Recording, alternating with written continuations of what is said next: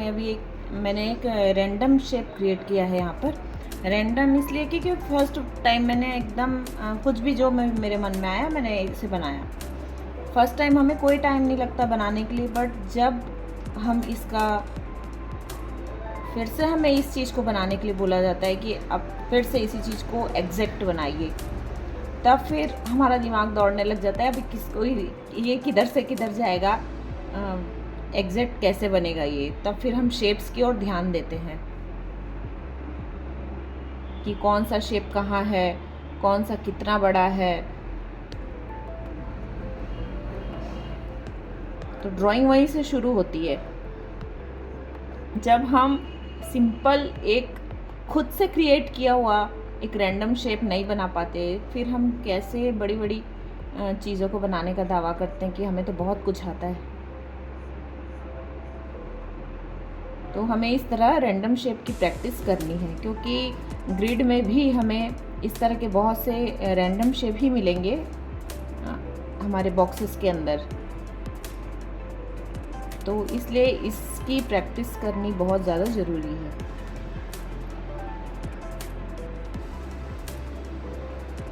एक बार हमने इसको क्रिएट कर दिया, अब हम इसको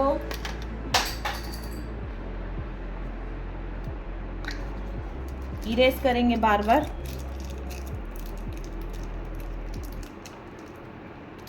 ये मेरा चिंगम इरेजर है इसके बहुत सारे टुकड़े हो चुके हैं।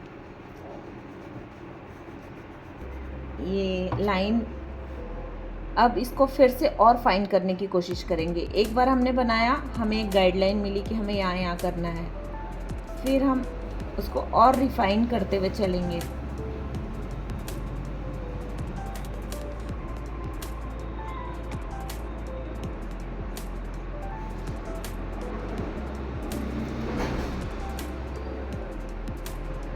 सेम चीज़ हम अपने ट्रेसिंग पेपर पे भी कर सकते हैं। एक ट्रेसिंग पेपर पे हम बनाएं तो हम उसको चेक कर सकते हैं बार बार, बट हम यहाँ अगल बगल में बना रहे हैं ताकि हमारे लिए थोड़ा बनाना आसान हो जाए ना।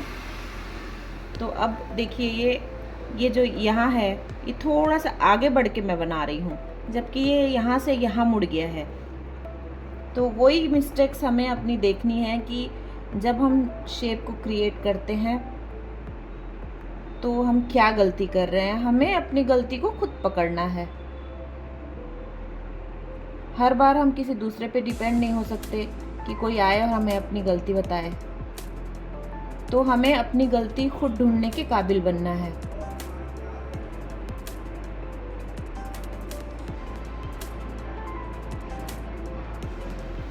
तो हम ये सारी एक्सरसाइजेस करते क्यों हैं, क्या मिलेगा हमें, क्या हासिल होगा इनको करके।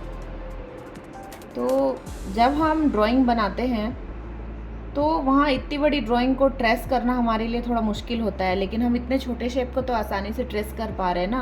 हम अपनी गलतियों को चेक कर पा रहे हैं।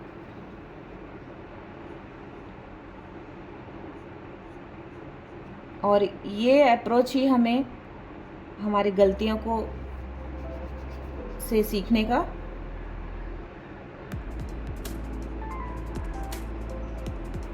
अब आपने देखा, इसको तो मैंने कितनी इजीली क्रिएट कर लिया, बट सेम चीज़ अगर हमें सेकंड टाइम कोई बनाने बोले तब फिर हमें टाइम लग जाता है। तो अभी हम इसमें देखेंगे क्या कि यहाँ से यहाँ का डिस्टेंस कितना है। ये थोड़ा लंबा हो रहा है, तो अब इसको हम यहाँ से थोड़ा सा मिटाएंगे और इसको थोड़ा छोटा कर देंगे। तो यहाँ से यहाँ का डिस्टेंस और यहाँ से यहाँ का डिस्टेंस सेम है। फिर यहाँ से यहाँ का एंगल देखेंगे कि ये किधर से ऐसे एंगल में गया हुआ है, तो ये यहाँ से यहाँ का एंगल ये सही गया हुआ है। तो ऐसे मेज़र कर करके हमें अपनी चीज़ों को देखना है और पहले बहुत सारा गैस करना है, बनाना है, उसके बाद हमें चेक करना है। और चेक हम कैसे करेंगे, ऐसे ट्रेसिंग पेपर में रख के सेम ट्रेस करेंगे ऐसे।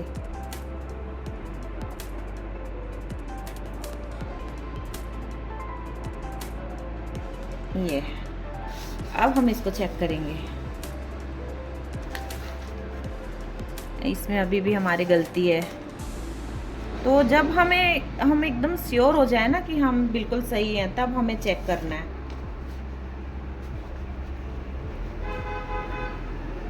तो इस तरह की एक्सरसाइज हमें करते रहनी चाहिए। हम कभी कहीं जा रहे हैं, हम ट्रैवल कर रहे हैं, तो एक छोटा सा कॉपी, स्केचबुक या पेन, पेंसिल कुछ भी हमारे पास होना चाहिए। और इस तरह के रैंडम शेप की एक्सरसाइज अगर हम करते रहते हैं तो हमारी ड्राइंग स्किल और भी इम्प्रूव होती है।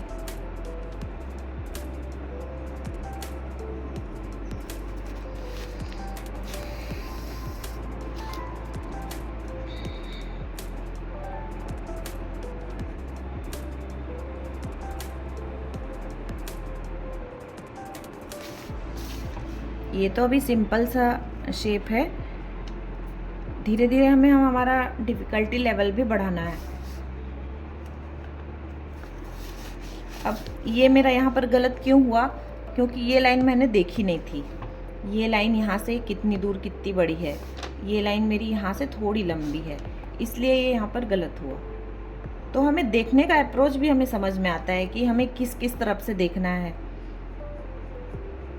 हम सिर्फ एक दो तरफ से देखते हैं और फिर सोचते हैं कि अब तो हो गया, अब हमारी ड्राइंग सही है। बट उसको कितनी जगहों से हमें चेक करना होता है, वो हमें खुद डिसाइड करना है, खुद सीखना है। तो ये सारी आई ट्रेनिंग की एक्सरसाइजेस हमें वो ही सिखाती हैं कि हमें किस तरह देखना है अपनी ड्राइंग को। तो ये अब हो गया एग्जैक्ट। अब हमें थोड़ा सा डिफ़िकल्टी लेवल इंक्रीज़ करना है। तो डिफ़िकल्टी लेवल हम कैसे बढ़ा सकते हैं?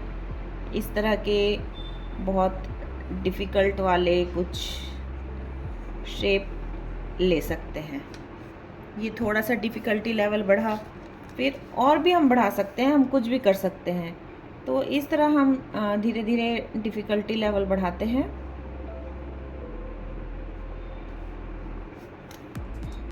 हमें मिटाने से घबराना नहीं है कि हमें इतने बार मिटाना पड़ रहा है, ये क्या है। तो जब तक हम मिटाने से डरेंगे, हम एग्जैक्ट कभी सीख नहीं पाएंगे। सो बाय मिस्टेक थोड़ा सा कैमरा इधर खिसक गया था, तो मैं ये जो डिफ़िकल्टी लेवल वाला है इसको फिर से एक और करके दिखाती हूँ ताकि कैमरा में सही से दिखाई दे। तो यहाँ पर हम एक और शेप क्रिएट करते हैं। इस बार हम थोड़ा सा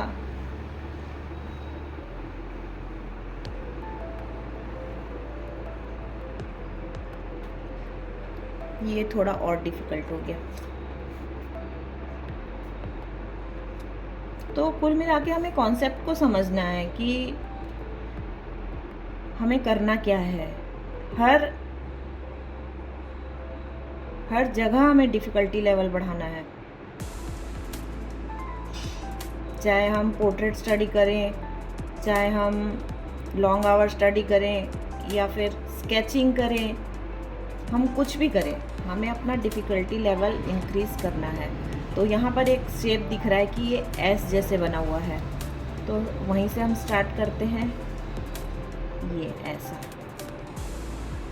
तो चीज़ों को अगर हम रैंडम वे में देखते हैं, रैंडम शेप के हिसाब से देखते हैं, तो हमारे लिए उन्हें समझना आसान हो जाता है।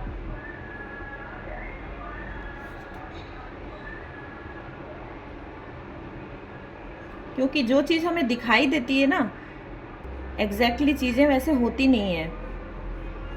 हमें लगता है कि हमारी ड्राइंग बहुत सही है, बट ऐसा है नहीं। अगर हम किसी अपने से लेवल अप वाले इंसान को, अगर आर्टिस्ट को दिखाएं, तो वो हमारी ड्राइंग में 100 गलतियां ढूंढ के निकाल देंगे,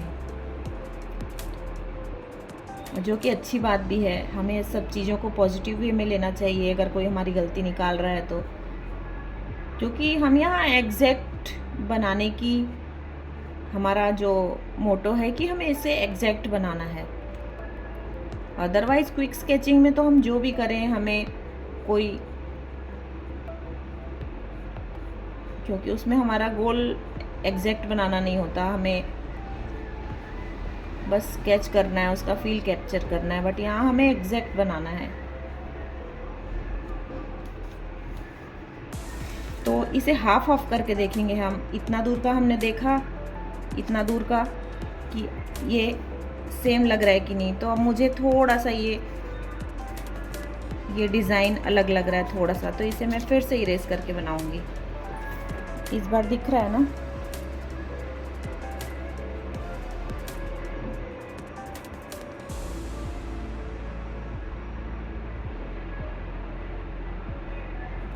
हमारी गलती कहाँ हो जाती है कि हम बहुत शॉर्ट वीडियोस देखने के आदी हो चुके हैं। हम लॉन्ग जो भी हमें सीखना है हमें, लेकिन हम वो लॉन्ग वीडियो से ही सीख सकते हैं। शॉर्ट वीडियो में बस हमें इन्फॉर्मेशन मिलती है, और वो इन्फॉर्मेशन हम एक दिन में 2 दिन में भूल जाते हैं। हम उसे सेव भी अगर करके रख ले तो भी हम अपनी गैलरी की पिक्लों को नहीं देखते बैक जाके। कभी हम बहुत फुर्सत में हुए तो साल में 2 साल में खोल के देख लेते हैं कि हमने पिछली बार कब पिक्चर ली थी अपनी। कौन बैठ के देखता है?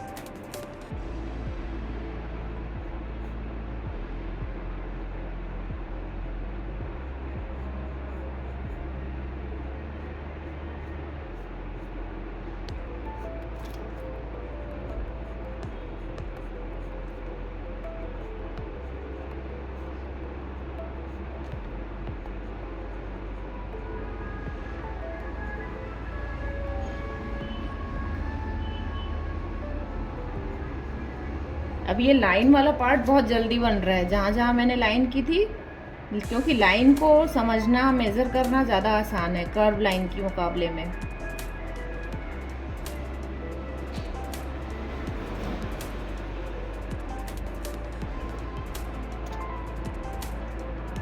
इरेजर का फुल यूज़ करना है हमें यहाँ।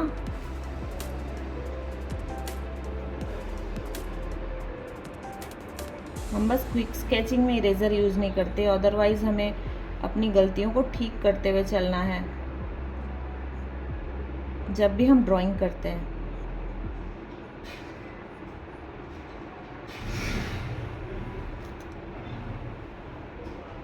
अब ये पता नहीं मैच होगा कि नहीं होगा, मुझे तो नहीं लग रहा।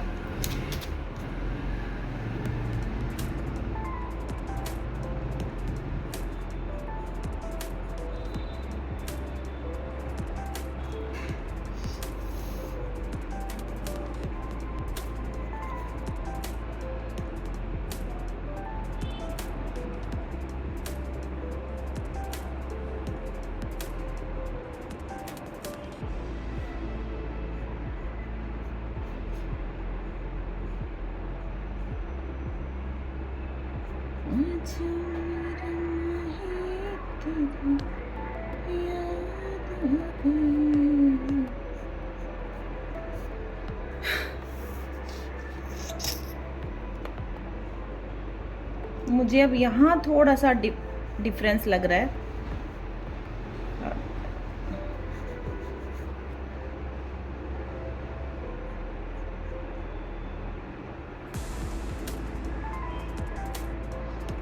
एक बार ऐसा होता है ना कि चीज़ें सही होती हैं लेकिन हमें गलत लग रही होती हैं। वो जब बाद में हम मिटा देते हैं फिर बनाते हैं ना, तब हमें पता चलता है कि हम पहले ठीक थे। तो कुछ भी हो सकता है, इसीलिए हमें ट्रेसिंग पेपर की हेल्प लेनी है, ताकि हम, ये झूठ नहीं बोलता ट्रेसिंग पेपर। हमारा खुद का दिमाग भले एक बार झूठ बोल देता है।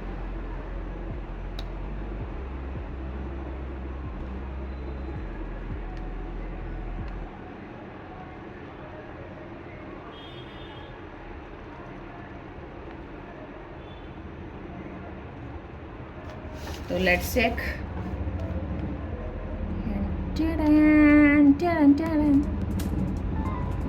ये प्राय एग्जैक्ट है, बस इसके जो बाहर निकले हुए ना वो मैंने थोड़े लंबे लंबे बना दिए हैं।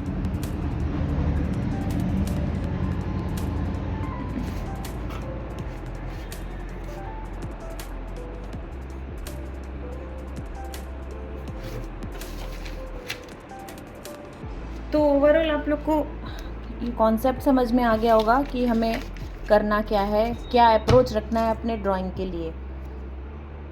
ठीक है।